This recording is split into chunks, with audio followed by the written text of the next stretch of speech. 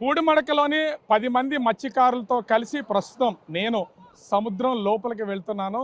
మనము ఒక్కసారి సముద్రం లోపలికి వెళ్తున్నటువంటి ఈ బోటుని కనుక చూస్తే తన అన్న కోసం కూడా అతని తమ్ముడు ఎర్రాజీ తమ్ముడు మరొకసారి ఇంత బాధలో ఉన్న వాళ్ళన్న లేడని తెలిసినా కూడా మరొకసారి అసలు లోపల ఎలా జరిగింది ఏం జరిగిందని చెప్పడానికి గ్రామస్తులతో కలిసి మాతో పాటు వస్తున్నాడు. ఇక్కడ నుంచి దాదాపుగా 30 కిలోమీటర్ల దూరం ఉంటుంది.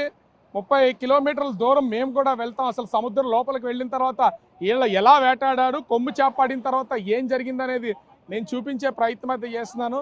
ప్రతి ఒక్కళ్ళకి కూడా నేను ఈ బోట్ లోపలికి నేను కూడా ఎక్కుతున్నాను. లోపలికి వెళ్ళి అంటే చాలా దూరం ప్రయాణం చేయాలి. కొంత సముద్రం లోపలికి వెళ్ళిన తర్వాత కొంత ఇబ్బంది అనేది ఉంటుంది. దీనికి సంబంధించి ముఖ్యంగా చూస్తే అలలు అనేవి కొంత ఇబ్బందికరం ఏర్పడతాయి. అయినా కూడా నేను లోపలికి వెళ్ళి జరిగినట్లుగా చెప్తాను.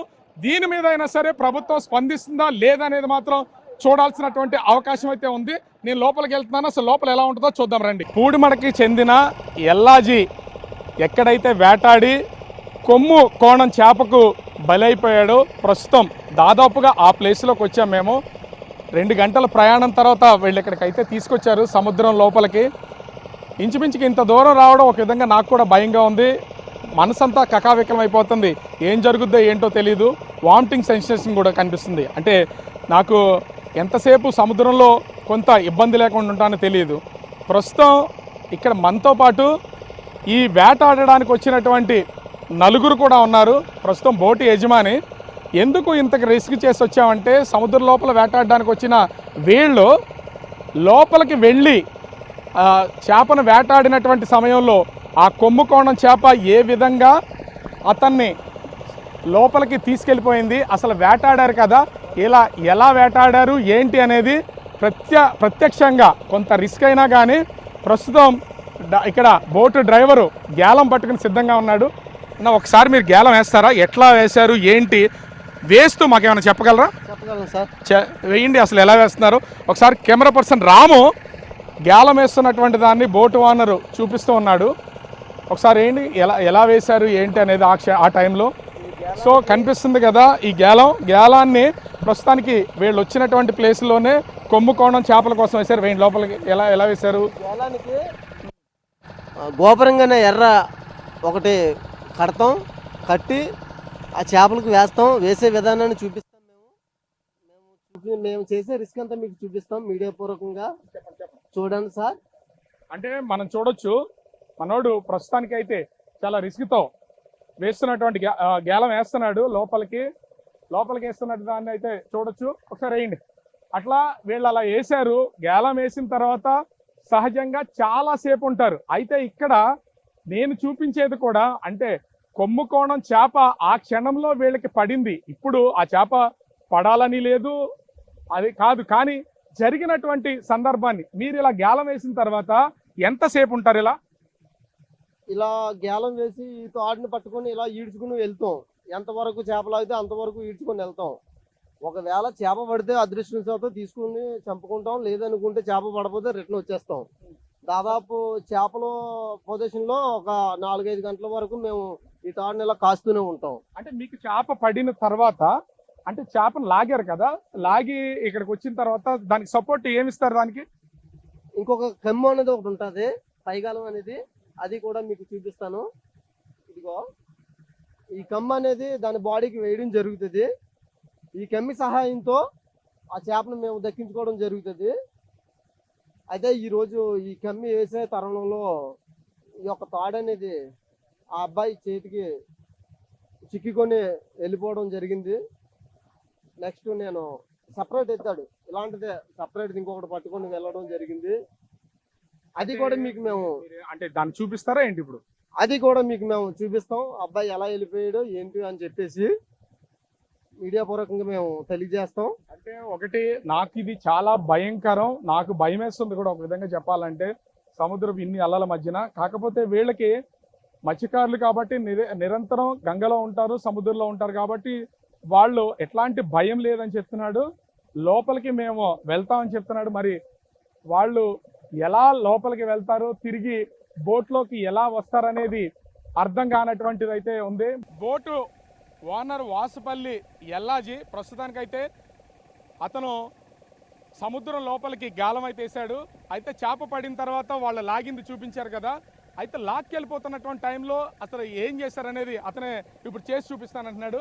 అంటే వీళ్ళిద్దరు కూడా అంటే ముఖ్యంగా చూస్తే ఎల్లాజీ అదేవిధంగా ఎర్రాజీ వాళ్ళ తమ్ముడు కూడా ప్రస్తుతం కొర్లయ్య ఇతను వాళ్ళ తమ్ముడు కనిపిస్తున్నటువంటి టీషర్టు కొర్లయ్య అదేవిధంగా ఎల్లాజీ కూడా ఇద్దరు ఒకరిని రక్షించడానికి ఒకళ్ళు సముద్రంలో దూకుతానంటున్నారు. మరి వాళ్ళు ఒక విధంగా ఇది మాకు కొంచెం భయంగానే ఉంది, భయపడుతూనే చేస్తున్నాం. మరి అతను ఏ విధంగా చేస్తారు ఏంటనేది నేనైతే ఒకసారి కళ్ళకు కట్టినట్లు వీళ్ళు చూపించే ప్రయత్నం అయితే చేస్తున్నారు. ఒక విధంగా చెప్పాలంటే చాలా ఒక భయానక పరిస్థితుల్లో ఉన్నామనే చెప్పాలి. ఎటు చూసినా కూడా సముద్రం లోపల మనకి బయట చూస్తేనేమో సముద్రం అంతా కూడా చూస్తూ ఉంటే పచ్చగా కనిపిస్తూ ఉంటుంది, నీల రంగులో కనిపిస్తూ ఉంటుంది, అందంగా కనిపిస్తూ ఉంటుంది. కానీ లోపలికి వెళ్తే సముద్రం లోపల వాటర్ అంతా కూడా కలర్ డిఫరెంట్ కలర్లో ఉంది. ఒక విధంగా చెప్పాలంటే చాలా భయం మధ్యనే రిపోర్టింగ్ చేయాలి. అందరూ అనుకుంటారు సముద్రం లోపల మత్స్యకారులు వేటాడుతున్న దానికి సంబంధించి మనం చూసాం కదా. ఇప్పుడు అంటే అలా వెళ్ళిపోయాడు ఎల్లాజీ, అలా వెళ్ళిపోయిన వెంటనే మరొకసారి ఎర్రాజీని రక్షించడానికి అలా ఇద్దరు కూడా సముద్రం లోపలికి వెళ్ళి ఒకరికొకరు కొమ్ముకోణం చేప వెళ్ళిపోతున్నటువంటి సమయంలో వెంటనే రక్షించే ప్రయత్నం అయితే చేశారు. మనం చూస్తున్నాం కదా వాళ్ళని, అంటే ప్రాణాలకు తెగించి సముద్రం లోపల వాళ్ళని ఒకరికొకరు రక్షించుకునే ప్రయత్నం అయితే చేస్తూ ఉన్నారు. అంటే ఇలా వాళ్ళని రక్షించే ప్రయత్నంలో మళ్ళీ ప్రాణాపాయ పరిస్థితులకు వస్తుందేమోనని గుర్తించినటువంటి మిగిలిన ముగ్గురు మత్స్యకారులు కూడా ఒకరు బోటును ఆపరేట్ చేస్తూ ఉంటే మిగిలిన ఇద్దరు కూడా ఎర్రాజీ కోసం వెతికినటువంటి పరిస్థితి అయితే ఉంది. ఒక విధంగా వాళ్ళ ప్రాణాలను కూడా పణంగా పెట్టి ఎర్రాజీ కోసం ప్రయత్నం అయితే చేశారు. కానీ ఎర్రాజీని చేప అతని చేతికి పట్టుకోవడం వల్ల అంటే అది చుట్టుకుపోవడం వల్ల తాడు మొత్తం అంతా లోపలికి వెళ్ళిపోయాడు. ఇప్పుడు ఎర్రాజీ ఎక్కడున్నాడు ఏంటనేది తెలియనటువంటి పరిస్థితి అయితే కనిపిస్తోంది. ముఖ్యంగా చూస్తే మనము వాళ్ళ దగ్గరికి వెళ్ళి ముందు వాళ్ళని కూడా సేఫ్ గా వాళ్ళని ముందు బోట్ ఎక్కించుకుందాం. ఎందుకంటే వాళ్ళ మత్స్యకారులు అయినా కూడా ఎంతసేపు వాళ్ళు బోట్ లో ఉండగలిగినా కూడా ఒక విధంగా చెప్పాలంటే నాకైతే నోటి నుంచి మాట రావడం లేదు, ఒక రకమైనటువంటి భయం వేస్తుంది. కానీ చూస్తున్నాం కదా, ఇంకొకరు తాడుతో అంటే ఒక సపోర్టింగ్ తాడు పెట్టుకుని వాళ్ళు రక్షించే ప్రయత్నం అయితే చేశాడు. అంటే ప్రతి క్షణం కూడా వీళ్ళు నిరంతరం సముద్రంలో వేటాడడం అనేది వీళ్ళకి చాలా కామన్. అలా తన అన్నను కాపాడుకోవడానికి ఆ కొర్లయ్య అదేవిధంగా బోటు ఓనర్ తనతో పాటు వేటాడడానికి వచ్చినటువంటి బోటు ఓనరు ఎల్లాజీ మొత్తం పైకైతే ప్రస్తుతం వచ్చారు కదా, ఇంత రిస్క్ చేసి వచ్చారు. ఇదే విధంగా అతన్ని కాపాడడానికి వెళ్ళారా మీరు? ఇదే విధంగా ఆయన్ని కాపాడడానికి వెళ్ళాం సార్. ఆయన మా చేతికి చిక్కలేదు సార్. దురదృష్టవశాత్తు నాకు కొంచెం దూరంలోనే ఆయన కిందకి వెళ్ళిపోవడం జరిగింది సార్. అసలు ఆ క్షణం అతను చేప ఈడ్చుకుపోతుంటే కింద వెంటనే అసలు కనిపించలేదా మీకు? కనిపించాడు సార్. వెళ్ళాను సార్. నేను వెళ్ళినప్పటికీ కూడా నా చేతికి చిక్కకుండా చేప అనేది కింద. మామూలుగా అయితే ఎర్రాజీ ఎంత దూరం ఈదగలడు?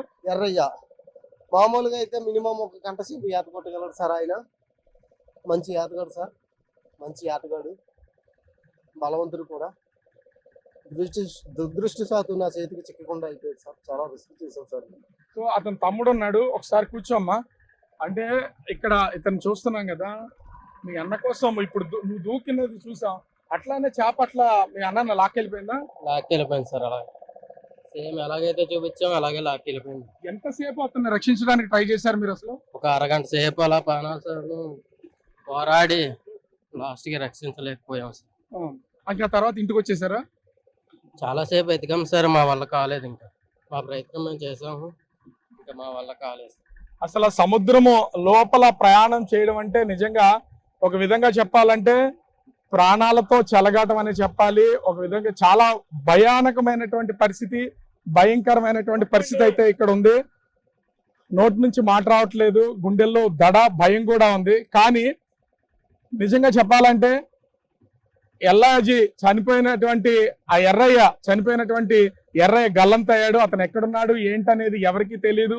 అతన్ని రక్షించే ప్రయత్నం ఎల్లాజీ గాని, అతని తమ్ముడు కొరలయ్య గాని, మరొక వ్యక్తి గాని మొత్తం ముగ్గురు ప్రయత్నం చేసిన చివరికి కొమ్ముకోణం చేప అతన్ని అయితే సముద్రం లోపలికి తీసుకెళ్లిపోయింది. దాన్ని సముద్రం లోపల దూకి కళ్ళకు కట్టినట్లు చూపించే ప్రయత్నం అయితే బిగ్ టీవీ అత్యంత సాహసోపేతంగా చేసింది. కానీ సముద్రం లోపల ఎక్కువసేపు ఉండలేము, ఖచ్చితంగా వాంతులు అవుతాయి, కొత్త వాళ్ళకైతే రక్తాలు కూడా వస్తాయి, నోటి నుండి రక్తం కూడా వస్తుందని చెప్తున్నారు.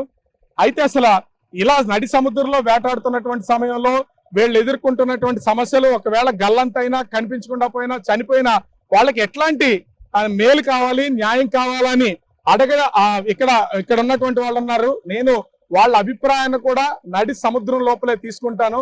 అసలు వాళ్ళు ఏం చెప్తున్నారు ఏంటనేది కూడా ఒకసారి మనం కూడా తెలుసుకుందాం. ఎంతో మంది ఉన్నారు. ఇప్పటికైనా ప్రభుత్వం కొన్ని జీవోలు మార్చాలని వాళ్ళైతే డిమాండ్ చేస్తున్నారు. దీనికి తోడు ఇప్పుడు ఎర్రయ్య కొమ్ముకోణం చేపకి బలైపోయాడు, గల్లంతయ్యాడు. అతనికి సంబంధించి స్థానికంగా ఉన్నటువంటి ప్రభుత్వం కానీ, అధికారులు కానీ, ఎంఆర్ఓ కానీ, మత్స్యశాఖ అధికారులు కానీ ఇప్పటి వరకు ఎవరో కన్నెత్తి చూడలేదు. ఇప్పటికైనా రావాలి, అతని కుటుంబానికి తగు న్యాయం చేయాలి.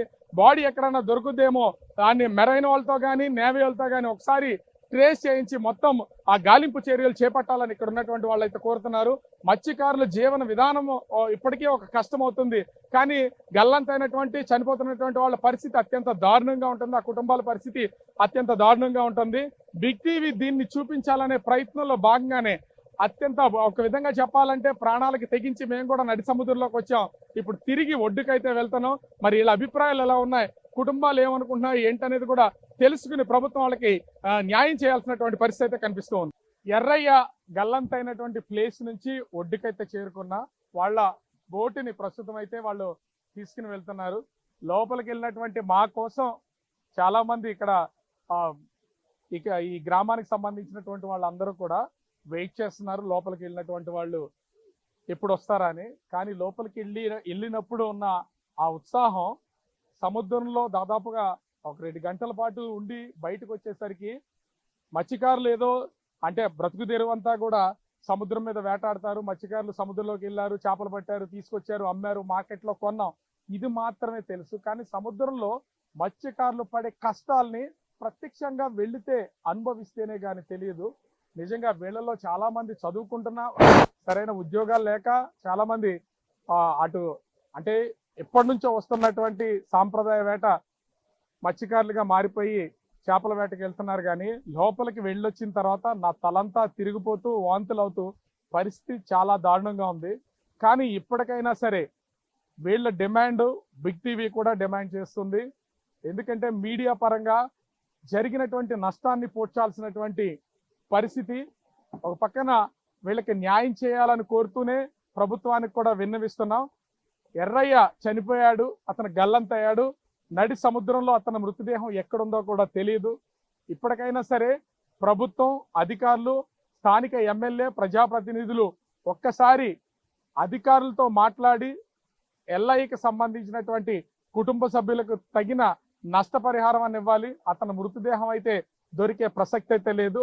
లోపలికి వెళ్ళొచ్చిన తర్వాత సముద్రంలో పడే కష్టాలు ఏ స్థాయిలో ఉంటాయనేది మాకు కూడా అర్థమైంది. ప్రభుత్వం అయినా సరే ఇప్పటికైనా అర్థం చేసుకుని అధికారులు ఒకసారి ఈ కుటుంబ పరిస్థితిని, ఈ గ్రామాల్లో ఉన్నటువంటి మత్స్యకారుల పరిస్థితిని అర్థం చేసుకోవాల్సినటువంటి అవసరం ఎంతైనా కనిపిస్తుంది. కెమెరామెన్ రాముతో రాజు, బిగ్ టీవీ.